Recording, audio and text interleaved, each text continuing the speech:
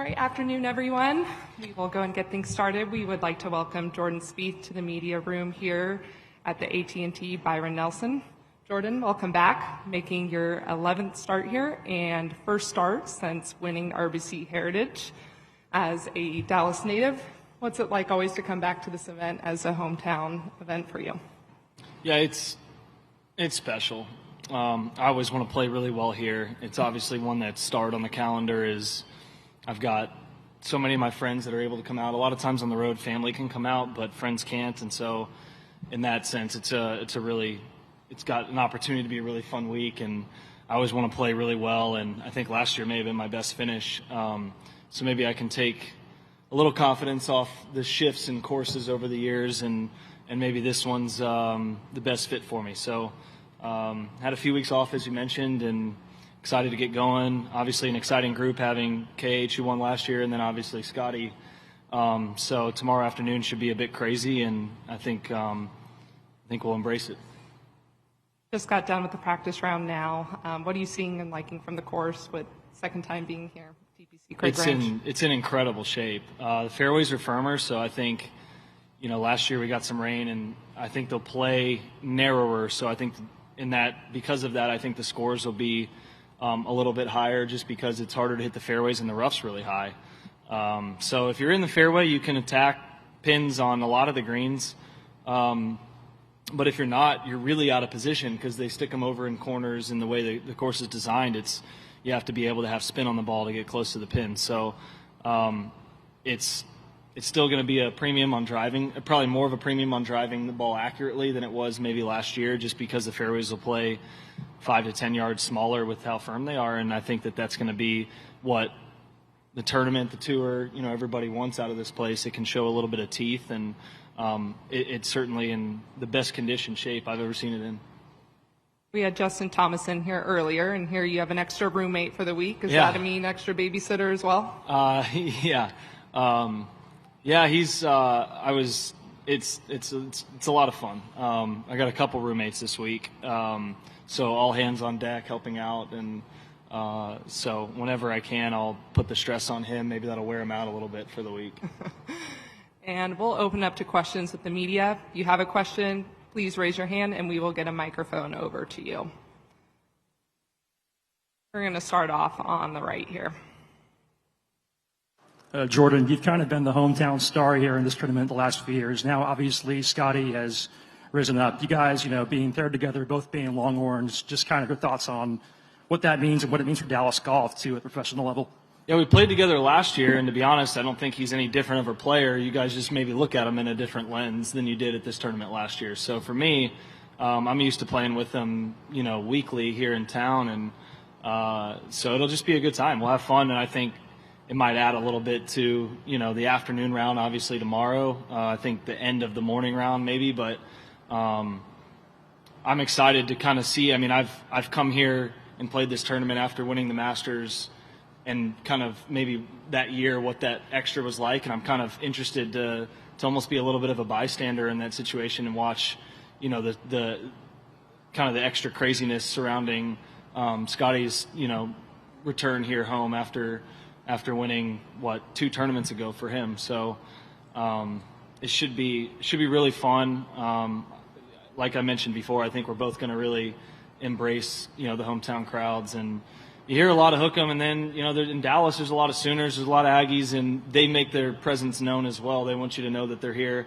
So as far as both being from the University of Texas, we'll hear a little bit of everything, I'm sure, but it'll be a blast. Hopefully we can both kind of feed off each other. And we'll just go right behind. Jordan, obviously you're playing well. You won your last start, but your putting isn't where you'd want it to be. You have a whole month off. What do you do in that time frame to kind of work through this, or is it something where you put putter down for a little while and say, hey, I work on putting. What's that? I work on putting. Well, of course, but I mean, yeah. Is there something mentally? Well, I took like a week and a half off altogether and just kind of hit the reset button. It was a really busy spring. Even the weeks off, I was traveling and really busy. Not ideal for your golf, but just some, my brother got married, stuff with it that's more important. And so I finally had kind of a break, used it to actually be a break, and then started back into practicing some and then playing more the last 4 or 5 days to just those little kind of fine-tuning shots, having to make, your 5-6 footers that on a practice green, you end up knowing where it's going to break, so that takes part of it out. So having to just kind of get back into reading greens, matching line and speed up. So, I feel good about where things are. I mean, I've made a lot of putts from fringes this year. It's a weird statistic that'll show up on chipping and not on putting. So I'm not, for me, I feel like things are in a good place. It's a matter of, I've hit a lot of lips. It's just one of those, see a couple go in and all of a sudden, the hole can start to look really big. So, that's what I'm looking for this week. I'm looking forward to hitting good putts and just believing that they're going to drop. Okay, one more. We finally settled into this majors schedule. I mean, the PGA Championship got moved to May a few years back, but then COVID hit. Things were all out of whack.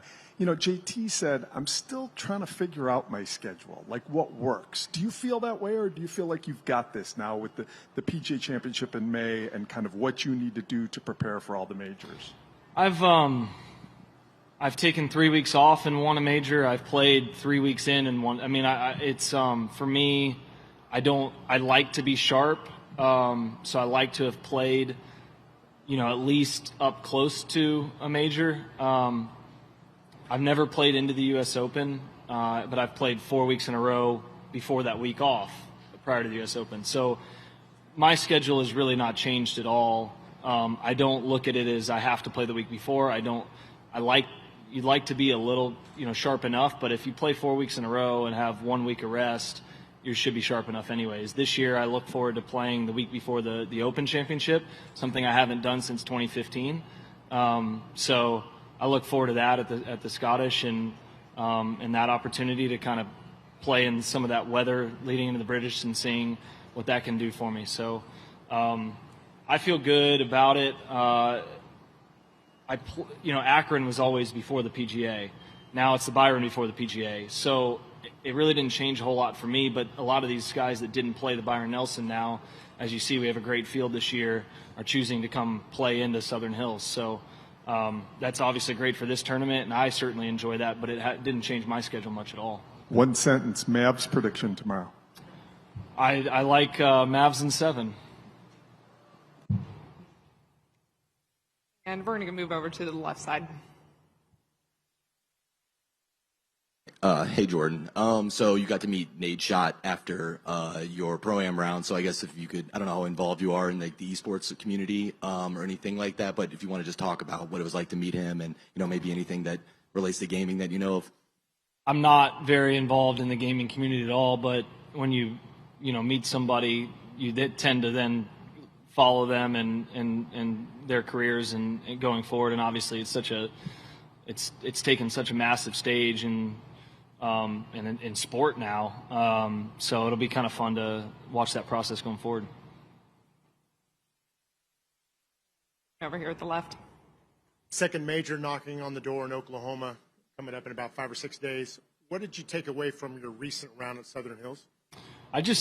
I'd played it in the U.S. Amateur, but it changed so much, and I was 15 or 16 years old. So I just wanted to see it, and to take maybe some stress off practice rounds next week and be able to maybe do 9 each day instead of feeling like I got to go out and learn a lot. Major championship practice rounds can take 3.5 hours per 9. So trying to knock out as much as you can ahead of time is really nice.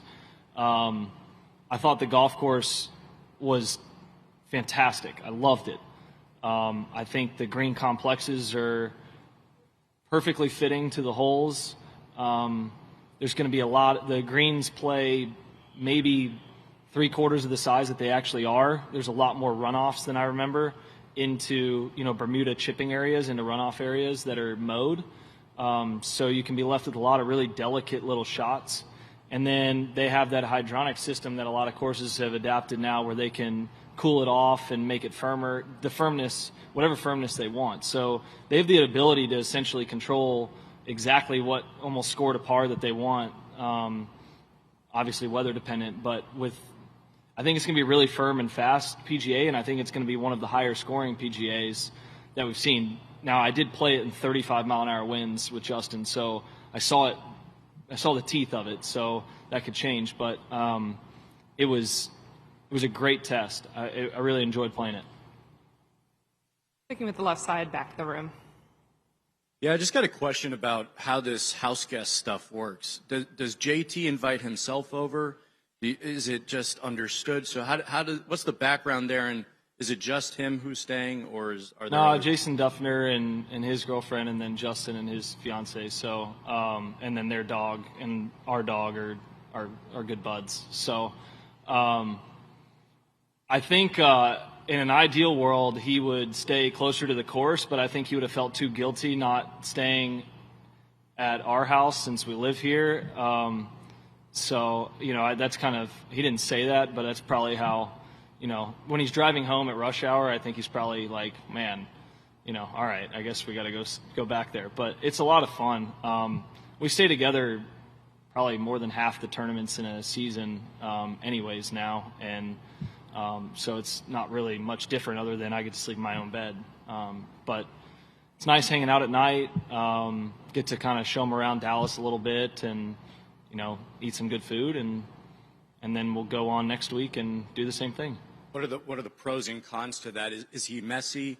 Does he at least make the coffee in the morning? I don't go into their room.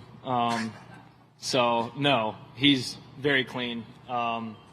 They're great house guests. I've got no complaints thus far, but it's only Wednesday. So ask me later in the week. And we'll move over back to the right side of the room with MK, CBS. Hey, Jordan, I'm just curious, do you think it's an advantage or a disadvantage to play a home event where you can get reps in prior to a major? I didn't get reps in, like to come here last week or whatever. I didn't this just year. Tournament, like playing in a tournament field the week prior in your hometown. I'm sorry, can you? Do you think it's an advantage to be able to have a home tournament feel prior in your hometown prior to the master or the prior to next week? Yeah. So in relation to next week, yeah, I think more so just because I think that our crowds the next 2 days will be more similar to a major championship type crowd. Like the nerves will be higher. You're at your home event, like I mentioned before. I want to play really well. That's always been that way here, and I think that kind of puts you at the heart rate level that you feel in majors. So the more often you can put yourself in that position, the more comfortable you get in that position. So I was in that position the last couple rounds I played, just contending to win a tournament.